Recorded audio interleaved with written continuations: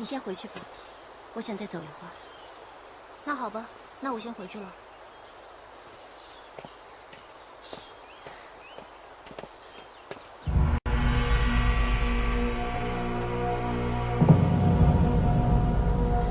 阿香，来，再吃块点心吧。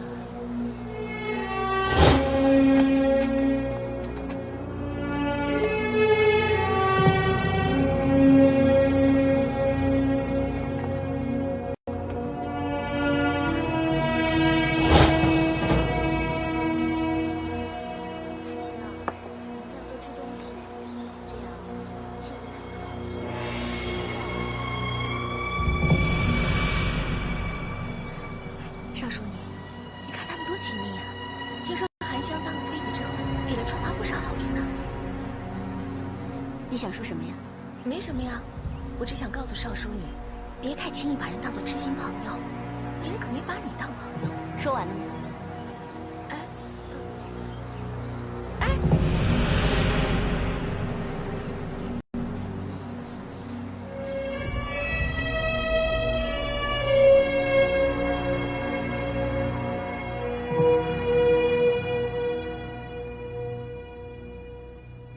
我和韩香恋曲是凭着自己的技艺，可以好好的在月宫局做事。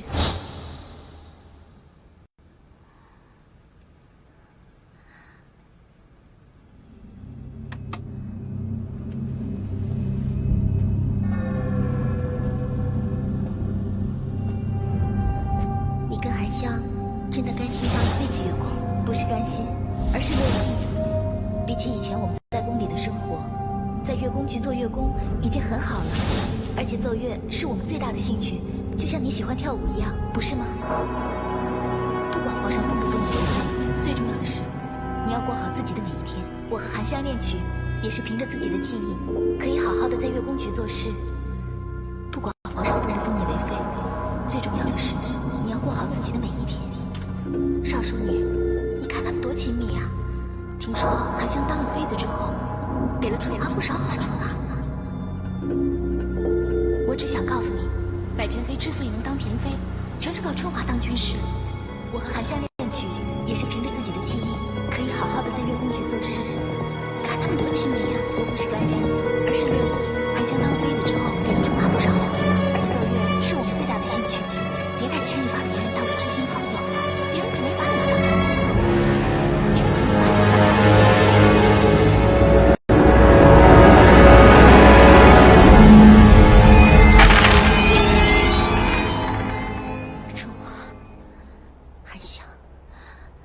你们两个千万不要是有意骗我。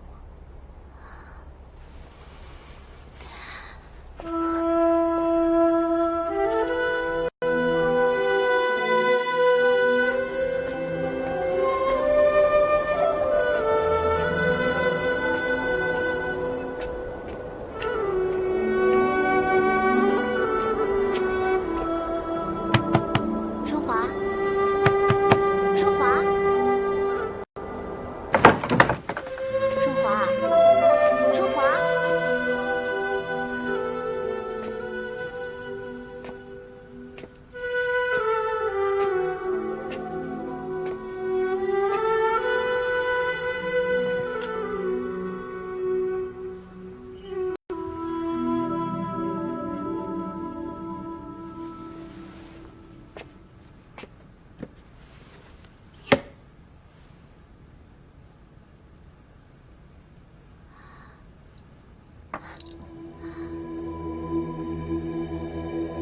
皇上跟太后赏给我一些东西，我留着也没什么用，我想把它们卖了，换作银两，转交给爹娘，应该可以，我替你想办法。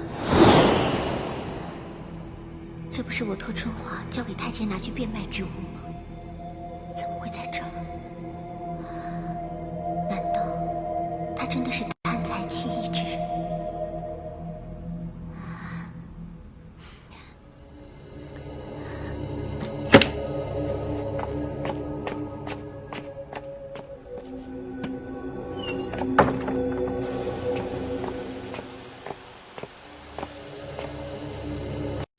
这是北京城中最贵的琵琶，驾驭春华姐的琴艺，一定是此曲只应天上有，人间哪得几回闻？怎么，学起人家念诗来了？一想到等一下春花姐可以为我弹奏一曲，我便诗兴大发。不过这琵琶真的很漂亮。当然漂亮，花了3两金子，都够买2亩地了。这么贵啊？嗯。哎，对了，春花姐，什么时候第一次弹奏？我功不可没，应该有我听的份儿吧？我第一次弹奏，要弹给韩香听。虽然是你买的，不过这钱可是他出的呢。也是，那你答应我，我要当第2个听曲的。好，我答应你。一言为定啊！那我先走了。嗯。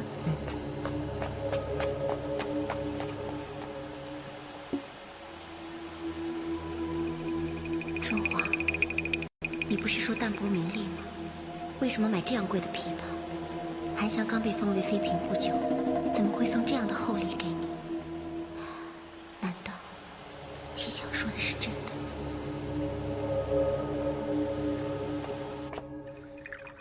爱妃能和百宸妃和睦相处，朕真的觉得很欣慰。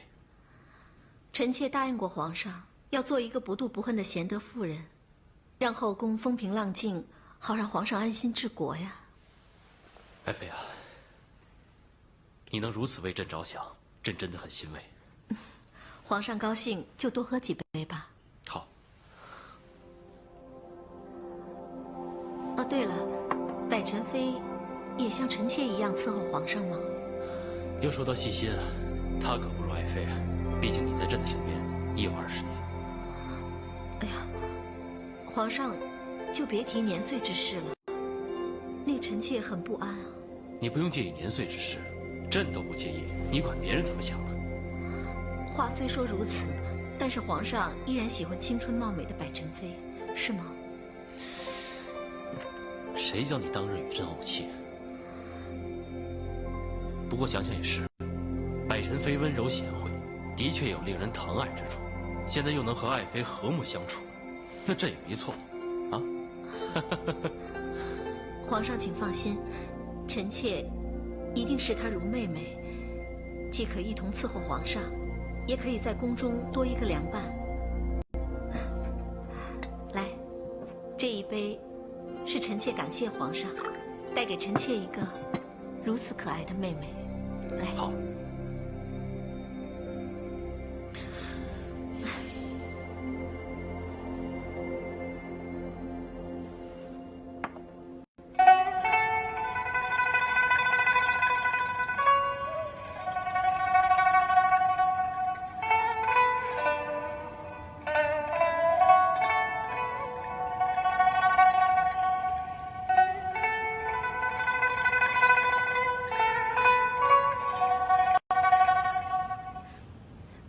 百妃娘娘，你觉得这琵琶音色如何？自然比你以前那把好多了。那当然了，我听小安子说，这个琵琶比2亩地还要贵。没关系的，工欲善其事，必先利其器。你要做一名出色的乐工，这个钱啊是省不得的。谢谢你送我这么贵重的礼物，相比起当年天寒地冻，你送我西域羊脂，这个又算得了什么？好了，礼物我已经收下了，从现在开始不要再提以前的事了。娘娘，你也试试这琵琶吧，也好。来，听一听这音准怎么样？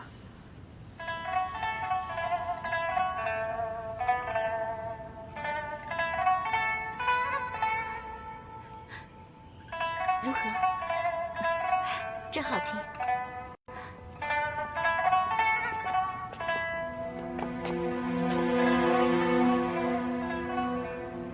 劝我淡泊名利，自己却以有贵重乐器为荣，说一套做一套的小人。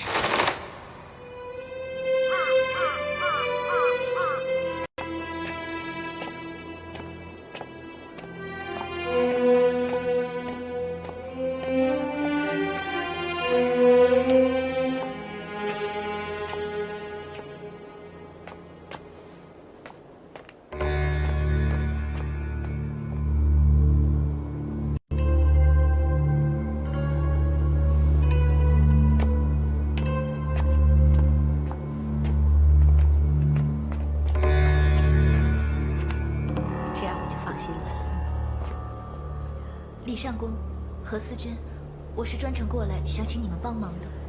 你是专程来找我的？你们出去吧。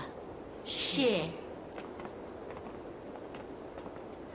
相信你们也知道，我和少淑女是同乡，也是好朋友。正是，我和李上宫也略知一二。那二位也应该知道，皇上几次册立妃子，都没有选上她。皇上立妃一事，我们上宫局是无权过问的。我知道，我当然不是让李上宫在这件事上帮忙，我只是担心少淑女在宫中太寂寞，会闷出病来的。那你想要我们如何帮忙？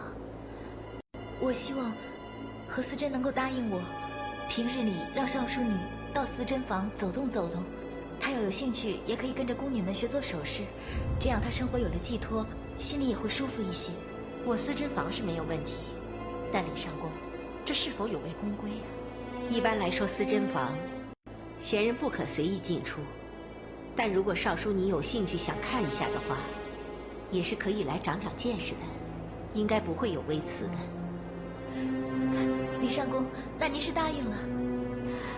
那你就让少淑女有空便到思珍房来看看吧。有什么事，我一人承担。谢谢李上宫，谢谢何思珍。你回去吧。是。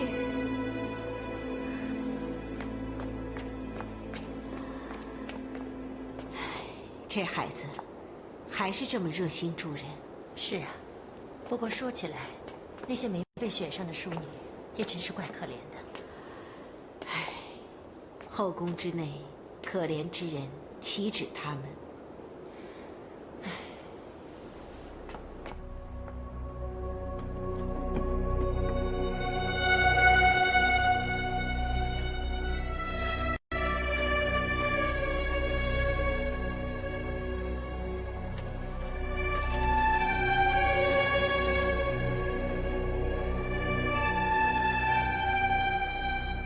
娘，我在宫中碰到之前替代我进宫的李子云，她现在用了我的名字，叫邵春华。能够与她重逢，我本来很高兴，也把她视为知己。但现在，我不知道她对我到底是真情还是假意。如果你们能在我身边，该有多好！你们一定可以告诉我。他到底是一个什么样的人？少淑女，你来干什么？我有一件事情，不说心里不舒服的。从你的嘴里能说出来什么好话？你还是走吧。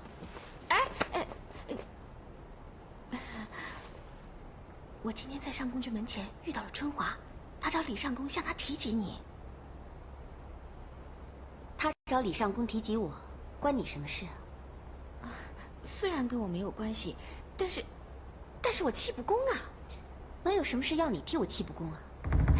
他竟然说皇上好几次册立妃子都看不上你，说你心气太高会出问题的，求李上宫收留你到思珍房学做首饰，找点活干看。他真的跟李上宫那么说？就是，你是淑女，身份比我们宫女可高贵多了，他怎么能让你纡尊降贵，让你去给其他后妃做首饰？那要给人知道，你的脸往哪儿搁呀？他还说什么？他口中当然说的冠冕堂皇的。他说他怕你寂寞，左思右想想出病来，这样便可以有个寄托，日子也容易过些。李上宫见他把你说成这样可怜，就答应他了。可怜，我好歹也是个淑女，也是皇上未过门的妻子，我用不着一个宫女来可怜我吧？就是，少淑女，我还得提醒你一句，千万别听他的，不能去思珍房。要知道，在后宫当中是沉沦易，登高难。你朝夕与那些宫女相伴，想让皇上对你另眼相看，那可就难了。韩香已经当了妃子，她俩又是好姐妹，迟早也会把春华带到皇上跟前。现在先把你撵出局，省得日后多个人跟她争宠。我只想提醒你一句，你别太简单了，知人知面不知心。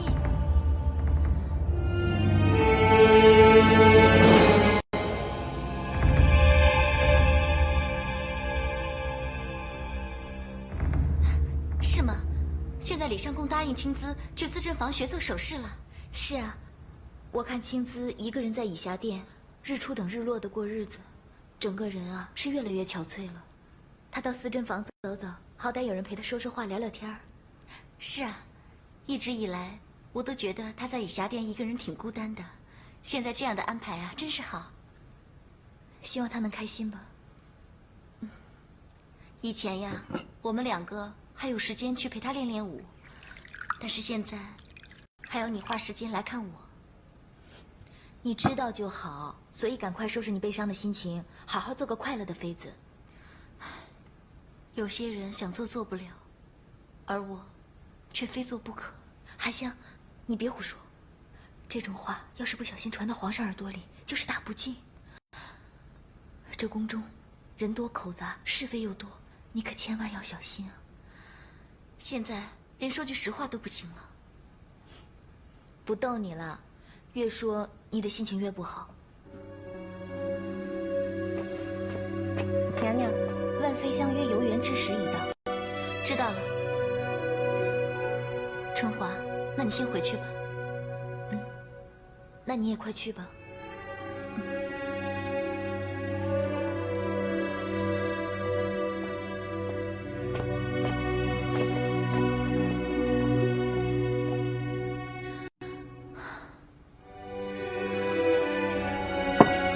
少淑女，吃饭了。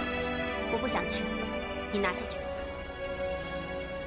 多少吃一点嘛，等一下你又饿了，我还要再去拿，还要看他们的脸色。我说了不吃，你没听见吗？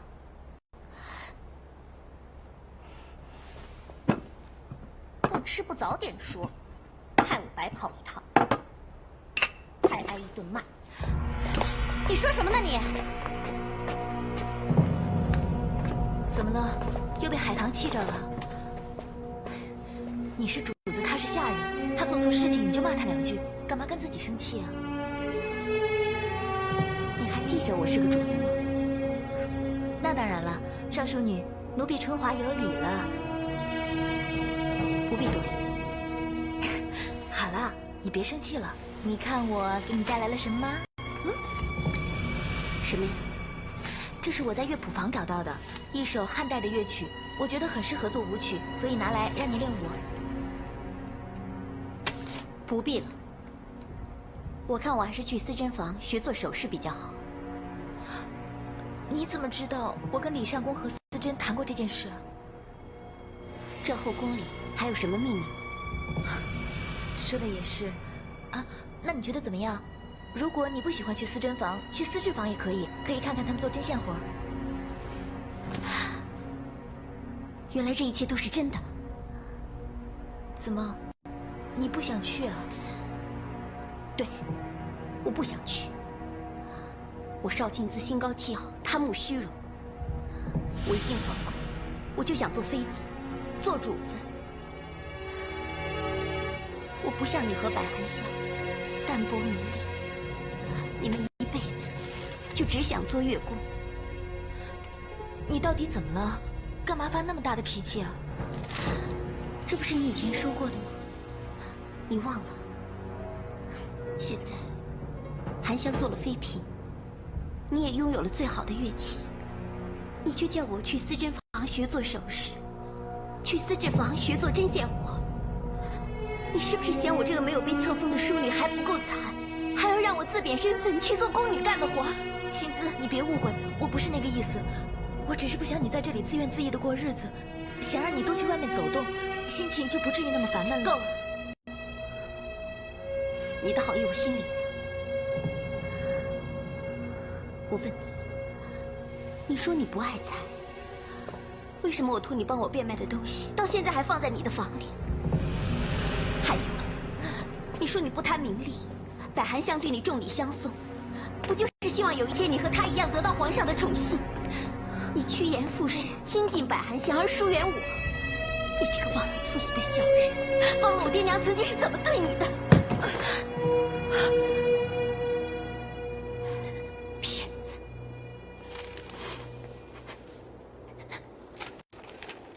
是个骗子，是个大骗子，大骗子，大骗子，骗子！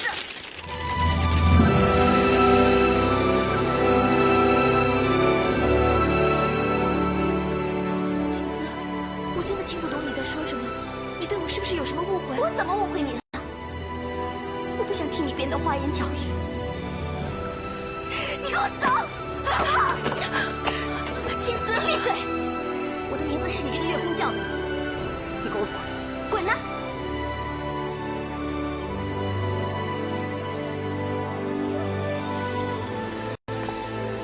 站着！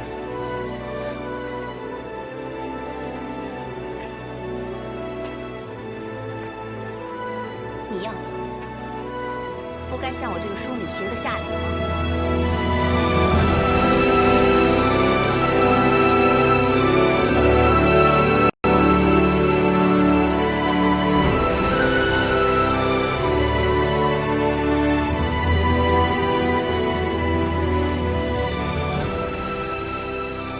少主，奴婢春华，先行告退。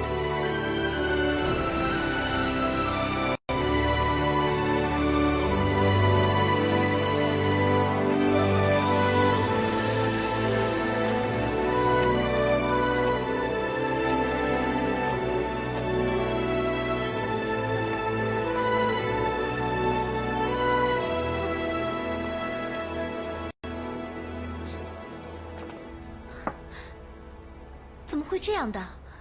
你对青姿那么好，她怎么会突然翻脸不认人呢？我猜想，当中一定有误会。不如我去找她谈一谈。我觉得现在不适合找他谈这件事，等他心情平静以后再说吧。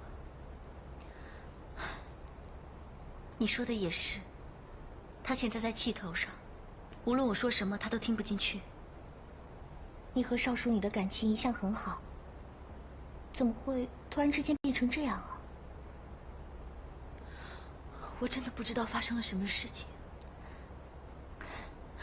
春华，你别难过，等她冷静之后，我想青姿她一定会明白，你所做的一切都是为了她好。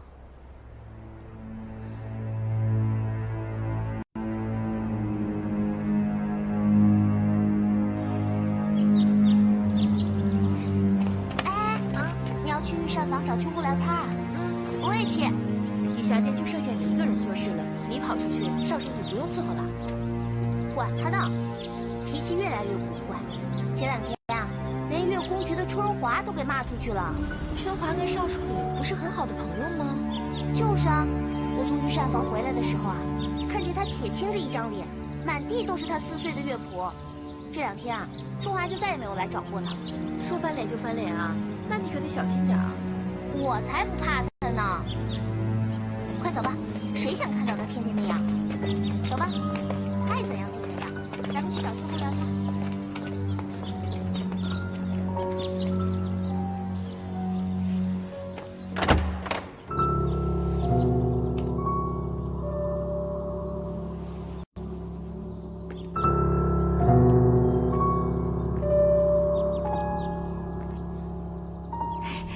少淑女，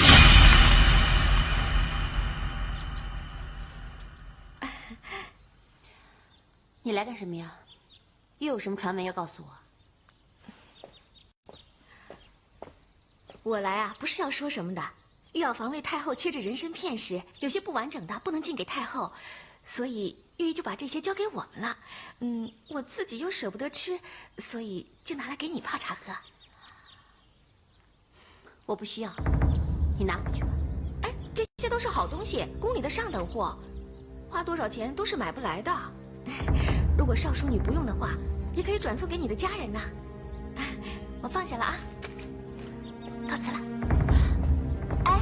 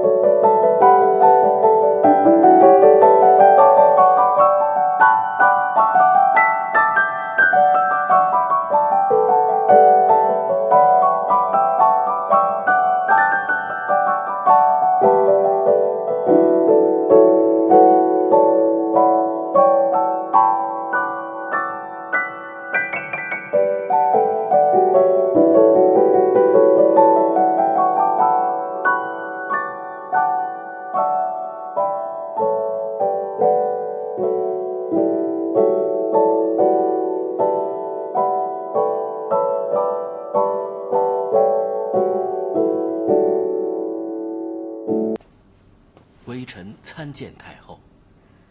你们下去吧。是。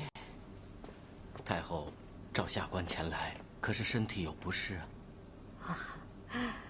庆幸啊，近日身体别无异况。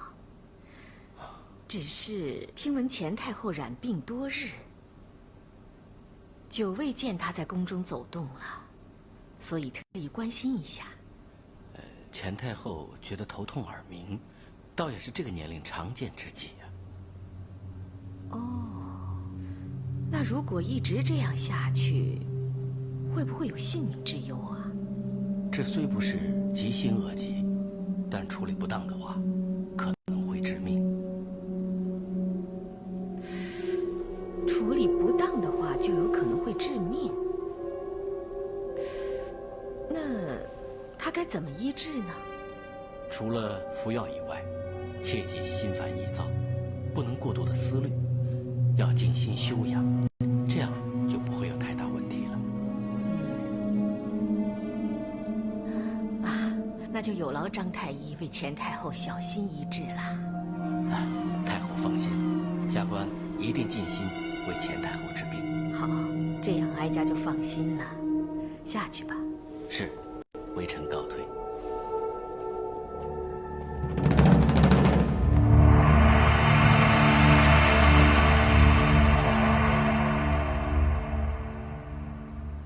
太后，老臣得知太后身体欠安，心中甚为担忧，特意进宫前来问候。舅舅不必担心，哀家的病虽说是长久之症，但是并非重症，静心调养，不会有太大问题。既然这样，那老臣就放心了。放心，舅舅，人总有个100年，只能说放心一时，不可能放心一世啊。太后何出此言呢？太后养尊处优，定能够长命100岁。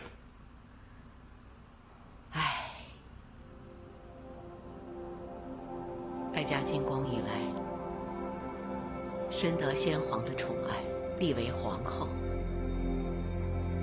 哀家的外戚也是深受皇恩，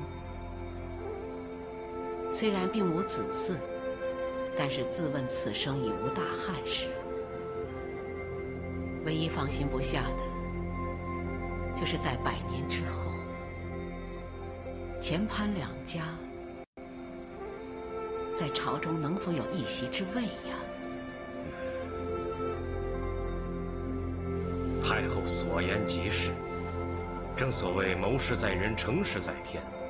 太后和老臣都已经尽了人事啊。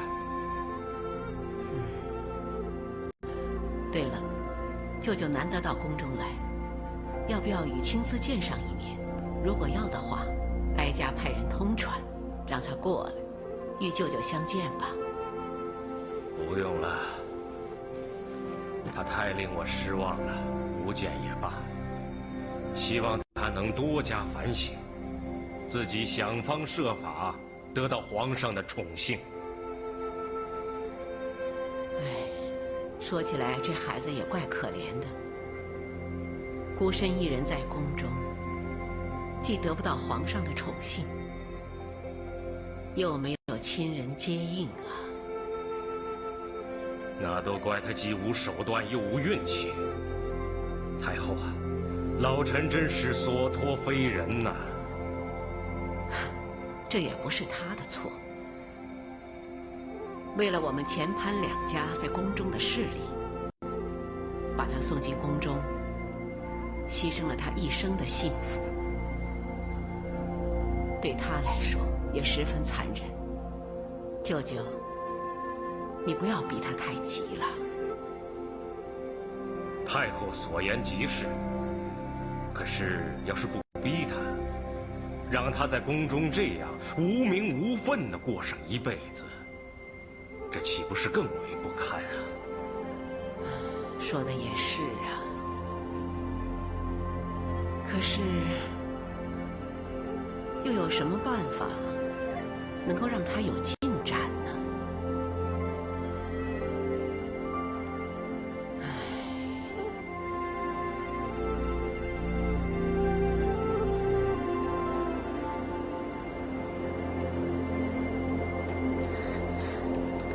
您放心，姨父，这事儿姨父。赵公公，麻烦你稍等片刻，我跟女儿略谈几句。没问题。姨父，青子啊，数日不见，一切都好吗？义父，青子一切都好。那就好。义父在宫外，仍在等待你的好消息。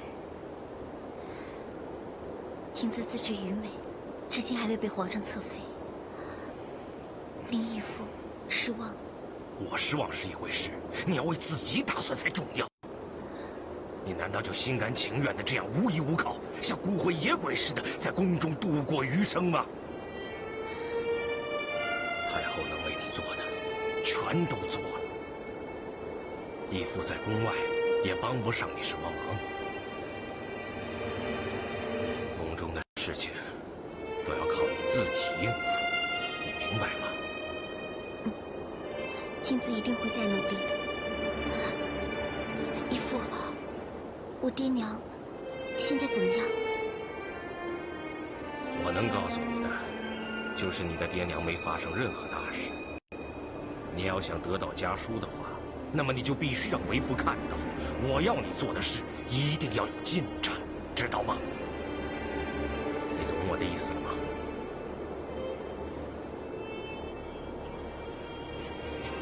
我的话说完了。赵公公，麻烦你前边带路。潘大人，请。请。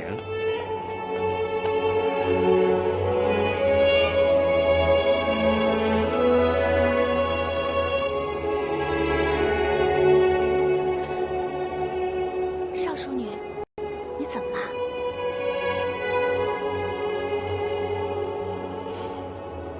哎呀，你别这样，我先送你回去吧。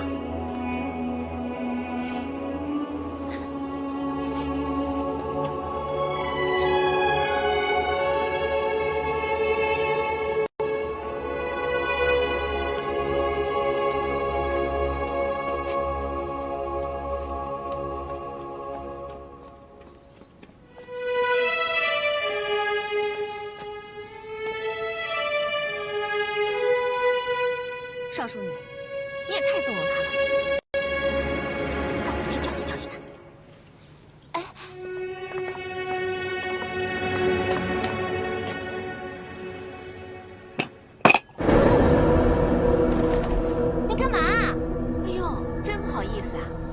到少淑女殿前会有人坐着瞌睡，吓着你了吧？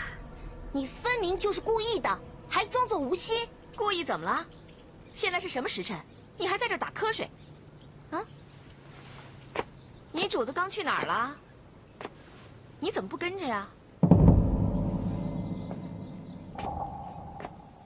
你是谁啊？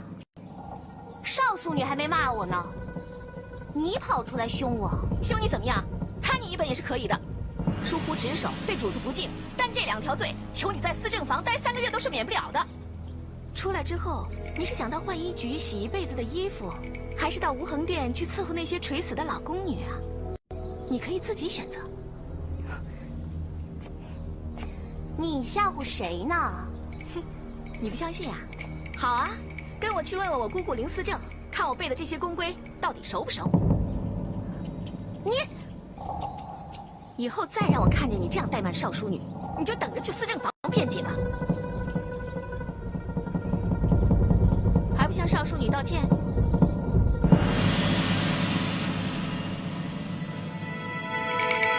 少淑女，对不起。少淑女，你是不是有点饿了？有一点。还不去御膳房弄点点心回来？是，我这就去拿。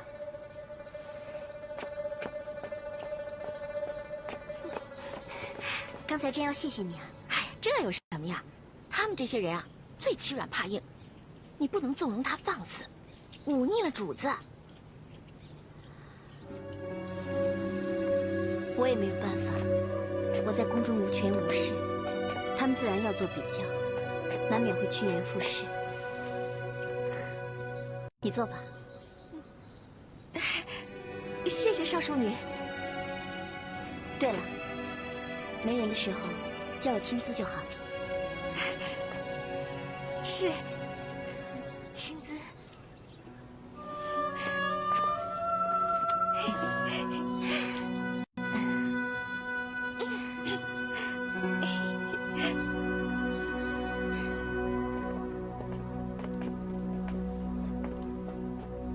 春华，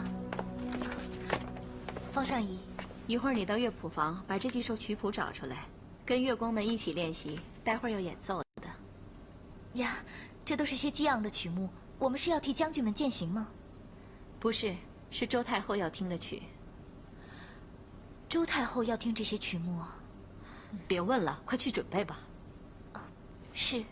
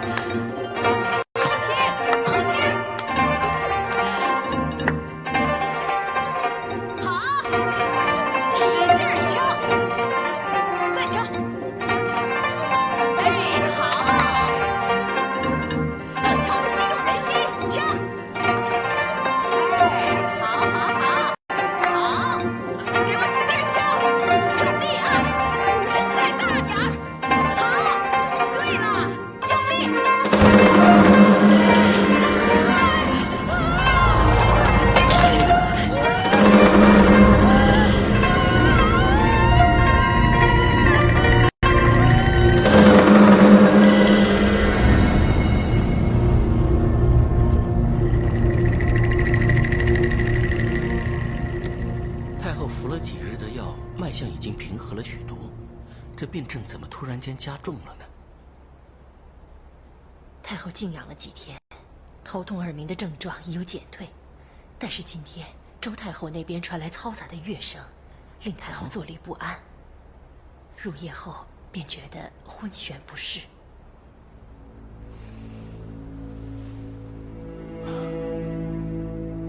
太医啊，哀家的病情如何呀？啊，太后放心。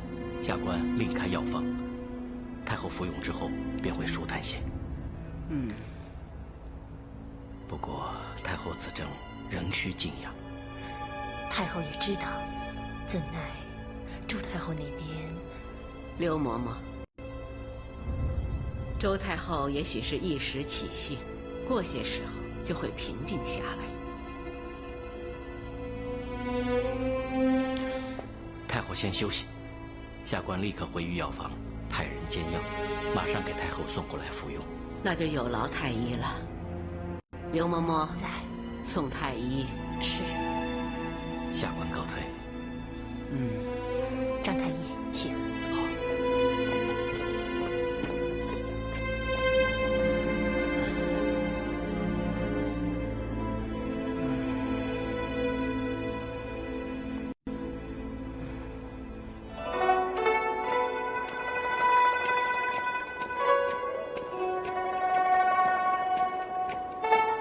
方上仪。